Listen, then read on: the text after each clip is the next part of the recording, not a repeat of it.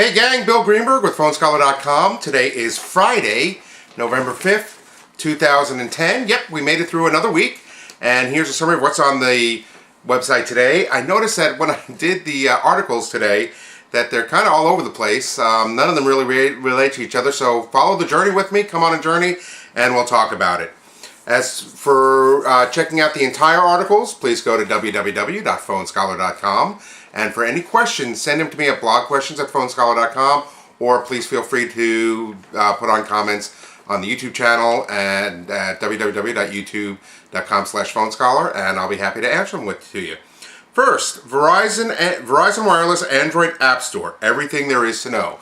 And Verizon Wireless is launching their own App Store through the Vcast that you can directly download to your phone. The first phone that's going to have is the Incredible, which will be done on an update next week, which I have put a link to, so you can check that out. And also on the Galaxy Tab, when it comes out on the 14th, we'll have that pre-installed in there. And then eventually, I'm sure the Droid, the Droid X, the Droid 2, all those will also have this ability, just like the BlackBerry has their own market. And this is not to run against the Google Android market. It's to run in conjunction with it. It's going to have anywhere from a few hundred apps up to about 5,000 apps initially, where the Android market has 100,000 apps. But what you're going to be able to do is go directly in through the Vcast, just like you do with downloading ringtones or games, and download it directly and then have it put to your Verizon Wireless bill on the monthly bill. So for those apps that cost anything, obviously. So it's just, again, a quicker, faster, easier way to go, and it works in conjunction with the Google market. I don't know if there's going to be any cross reference of it's going to be on this one and this one. I'm sure there's going to be a few that'll be on both, just like Amazon has it right now and a couple other places have it.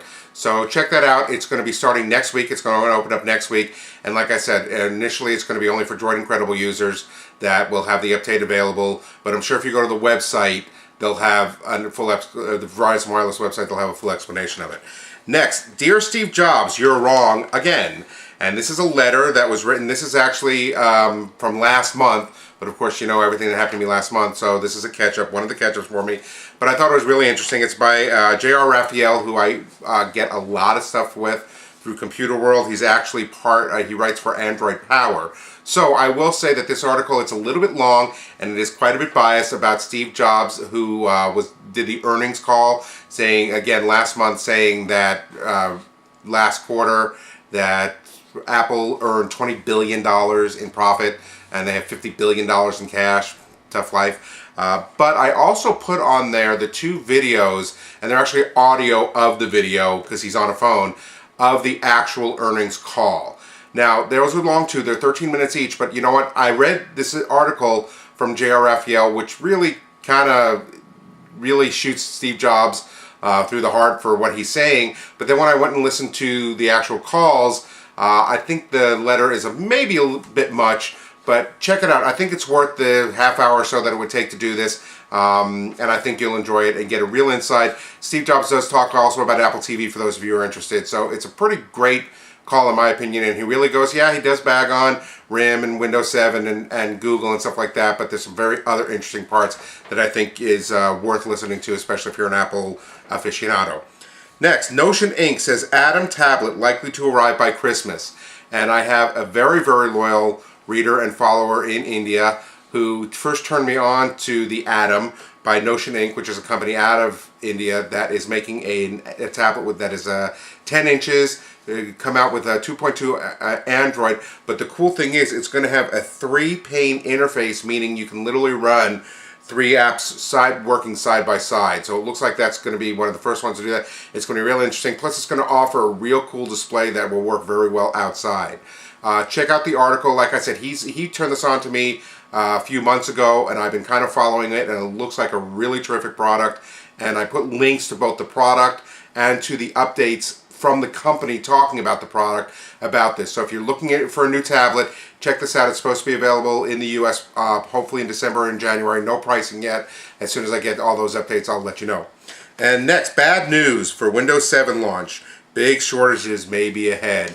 Now this is nothing new. All the big phones that came out, the Evo 4G, the Incredible, the iPhone 4, all came out huge amounts at first, and then went on a few weeks or a few months shortages and not being able to get it, and then came back. So I'm sure the Windows phones are going to be the same, and it has nothing to do with the phones themselves or the Microsoft. It actually comes from the suppliers. All these phones are using a lot of the same displays, a lot of the same chips, a lot of the same this, a lot of the same that, and so the suppliers are just having a hard time manufacturing this stuff on time, which is kind of amazing because I'm sure they're getting paid boatloads of money to get this stuff done. You'd think they'd be able to ramp it up, but I'm not in there. I don't know what's going on. It's all overseas, and let's hope they can get these together. Okay, under categories, under 4G and Sprint, Clearwire to lay off 15% of their workforce to save cash.